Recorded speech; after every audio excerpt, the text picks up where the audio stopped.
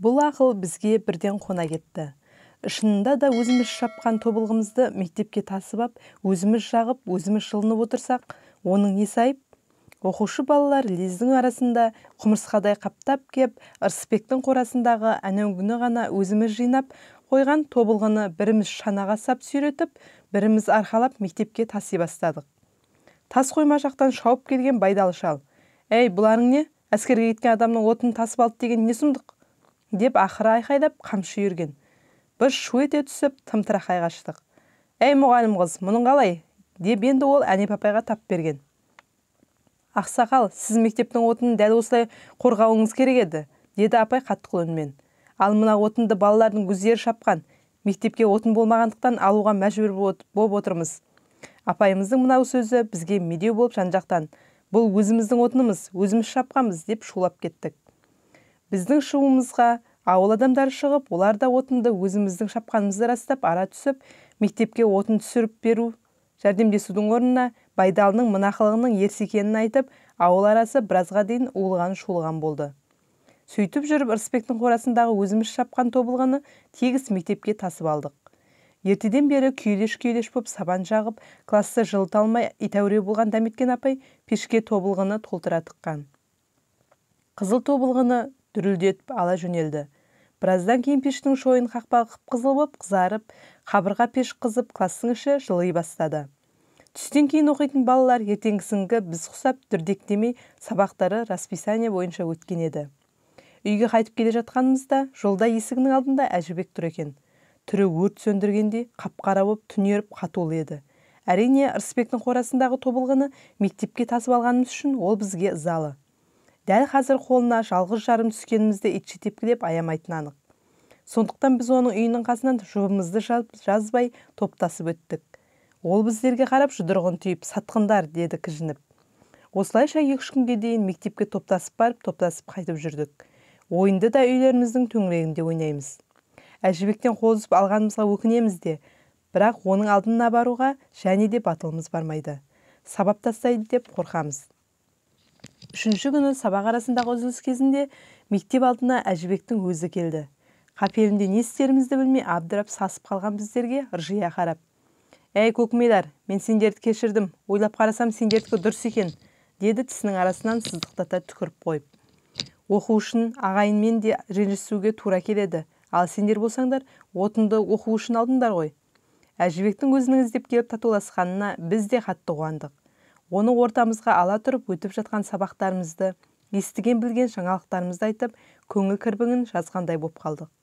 Қоңырау қағылып, біз келесі сабаққа кірерде ол: «Сендерсіз көңілсіз екен. Сабақтан босаған кездеріңде үйге келсеңдерші», деп шақырды. Енді біз сабақтан кейін қолымыз босай қалса, бұрынғы әдетімізше Әжібектің үйін төңіректеп, соның бастауымен ойнайтын дағдылы ойындарымызды қайта ойнай бастадық. Біртіндеп ол бізге әмірін жүргізуді қайта бастады. Бірде оның үйінде 5-6 бала тығылып ап темекі тарттық. Бір-бір шылымды тартып болғанша түтінді ішке қалай жұтуды, одан оны бұрқылдатып қостанудан қалай шығаруды бір-бірімізге көрсетіп, қызыққа батып отырдық. Кейбіреуіміз әжептәуір үйреніп те қалған екенбіз. Түтінді қостанудан Әжібектің өзінен қалыспай бұрқыратып шығарамыз.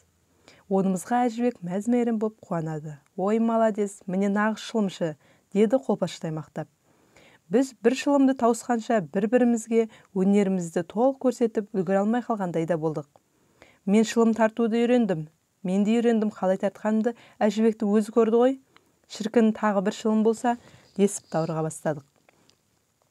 Бір-бір шылымдық темекі бергеннен кейін қабының аузын мықтап байлап қоятын Әжібек біздің мына сөздерімізден кейін шыдай алмай кетті-ау деймін. «Ей, сендерден аяғымды ит жесінші», деп қабының аузын қайтадан шешті. «Сендер темекі орай алмайсыңдар, жартысын рәсуа қып шаша аласыңдар. Сондықтан давай қағазды әуелі ешкі сирақ етіп дайындап алып ораңдар».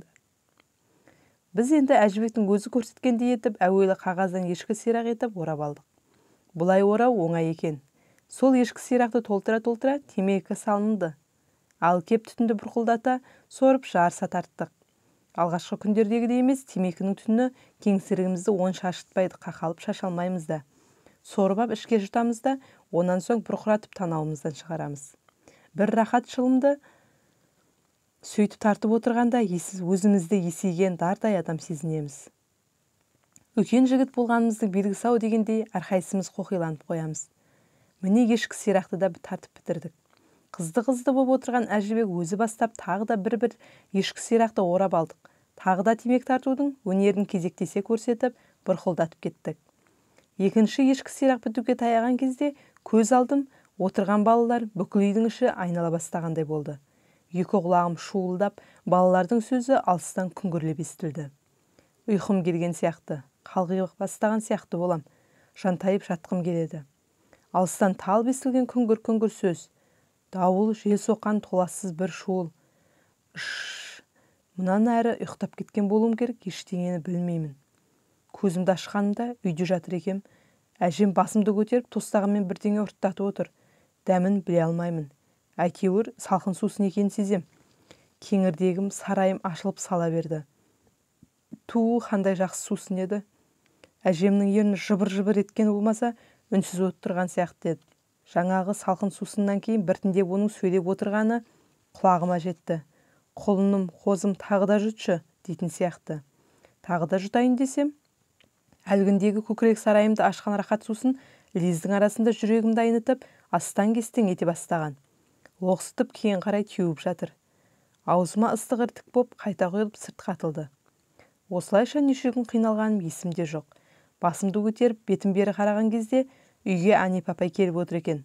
Алақанымен менің маңдайымды ұстап көрді де, әлі ыстығы бар екен, деді әжеме қарап. Сүт бере беріңіз, әбден уланып қалған. Басқа балалар қалай екен, деп сұраған әжем. Олардың да халдері ауыр. Екеуі мына қанат құсап, көздерін бүгін ашты. Екеуі әлі талқысып жатыр. Әлгі Әжібекше, мыналарға қарағанда ересек емес пе? Ол басын кеше көтерді. Батырың енді қайтып темекіге қарамастай болған сияқты. Япырая десеңші, бәрін бастап жүрген сол ғой. Ол өзі де оңбай уланыпты, деп Әнипа апай кетуге ыңғайланды. Ал әже қорықпаңыз, балаңыз бірер күнде тұрып кетеді. Тек әбден айығып тәуір болмайынша мектепке жібермеңіз. Жарайды қарағым, деді әжем оны шығарып бара жатып. Сөйтіп Әжібек келесеміз деп темекке уланып, ауырып бір аптадай оқудан қалдық. Оның есесіне сол темекіден уланған балалар содан қайтып еш уақыт аузымызға темекі алмайтын болдық. Бұл өмірдің өзі оқытқан ащы сабағының бірі еді.